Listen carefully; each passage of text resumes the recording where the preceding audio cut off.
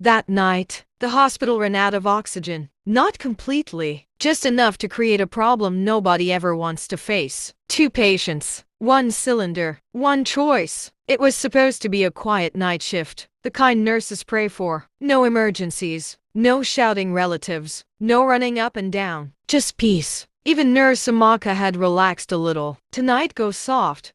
I can feel it. Her colleague laughed. In this hospital? You're dreaming. And just like that, the first patient arrived. He was rushed in on a stretcher. An older man, difficulty breathing. The relative shouted, "Since evening, it's getting worse." Amaka moved fast. Vitals checked. Oxygen level low. Very low. The cylinder was connected immediately. The man gasped. Then slowly, his breathing eased. Just a little, but enough. Amaka exhaled. "One stabilized," she muttered. Barely 30 minutes later, the doors burst open again. This time, it was a young woman, pregnant, her face pale, her breathing shallow and fast. "Help her, please," her husband cried, almost in tears. She just started struggling to breathe. Amaka froze for a second, then snapped back into action. "Check her vitals." The numbers came in quickly. Oxygen level dangerously low. She turned immediately. "Bring another cylinder." Silence. A kind of silence that feels wrong. The ward assistant hesitated, then said slowly, "That was the last one." For a moment, Amaka blinked. "Check the store," she said sharply. "They said no supply till morning." Her heart skipped. Morning? Morning was hours away. And this woman didn't have hours. Amaka looked from one patient to the other. The old man, still struggling, but stable for now. The pregnant woman, getting worse by the second, her chest rising rapidly. Her husband holding her hand tightly, whispering, "Stay with me, please." Amaka swallowed hard. This was a decision. 1 cylinder, 2 lives. The old man opened his eyes weakly. "Thank you," he whispered. Meanwhile, behind her, the pregnant woman gasped suddenly. A sharp, desperate breath. Her husband panicked. "Nurse, she's getting worse." Amaka turned quickly, her hands slightly shaking now from the weight of what was coming next. And then, the doctor walked in, and immediately understood. "Only 1 oxygen?" he asked quietly. Amaka nodded, and in a low voice, he said, "We have to decide now." Amaka already knew no matter what they chose, someone might not survive. The pregnant woman let out a weak gasp. "Doctor, please, save her.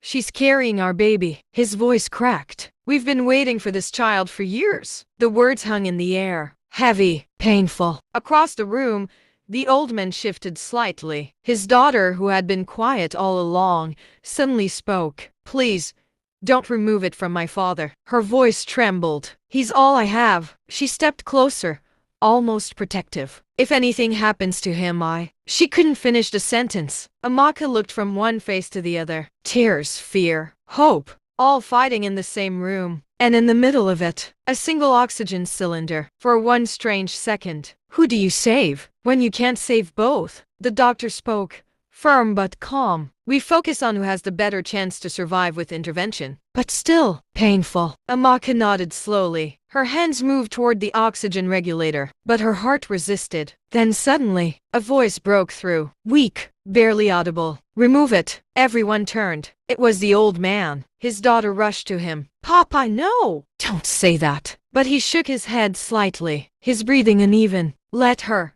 use it." Tears rolled down his face. "I've lived my life." The room went still. Even the machines seemed to pause in respect. His daughter broke down immediately. "No!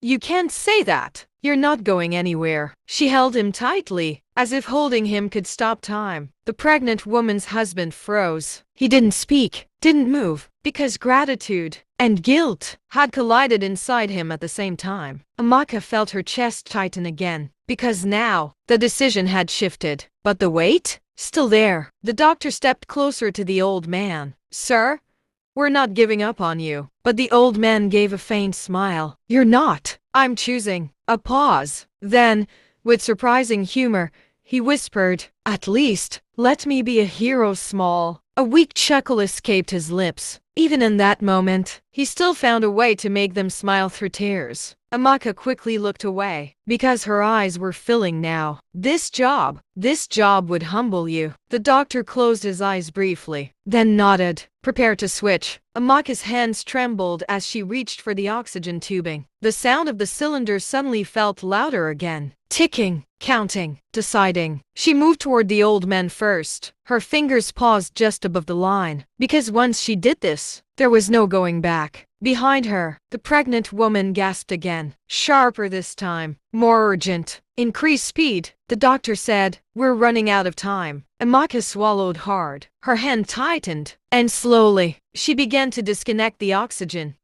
Nurse moved quickly. Her hands, though shaking, did not fail her. Within seconds, the oxygen mask was fixed onto the pregnant woman. The cylinder hissed again. Life redirected. At first, nothing changed. The woman still struggled, her chest rising, falling unevenly. Her husband held his breath. Please, he whispered, please. Then, a small shift, a deeper breath, then another. Her body responded. Slowly, carefully, she began to stabilize. Across the room, the old man lay still, too still. His daughter leaned closer. Papa? No response. Her fingers tightened around his hand. Papa, please, say something. Amaka turned, her chest tightening again, because this was the part no one prepares you for. The consequence. The doctor moved quickly to the old man's side, checked pulse, listened, watched. The room held its breath again. Then, a faint sound, soft, almost missed. The old man coughed, weak, but real. Everyone froze. Even the doctor looked surprised. The old man's chest moved slowly, unevenly, but it moved. How? Amaka whispered under her breath. The doctor didn't answer immediately. His eyes narrowed slightly, observing, thinking. Then he spoke. His body is compensating. He's still fighting. The daughter broke down again, but this time, differently. Tears of shock, of relief, of something she couldn't explain. And for a moment, hope returned to both sides of the room. But the night was not done, because suddenly, the oxygen machine made a strange sound, a weaker hiss, shorter, irregular. Amaka's head snapped toward the cylinder. Her eyes widened. No, she stepped closer quickly, checked the gauge, then froze. The doctor noticed immediately. What is it? Amaka swallowed, her voice low. It's finishing. Silence. Again. But this time, heavier, more dangerous. One cylinder, now almost empty. Two patients, still not out of danger. The pregnant woman had improved, but not enough. The old man was breathing, but barely. The doctor ran his hand through his hair, thinking fast, calculating, hoping for something, anything. Call the other ward,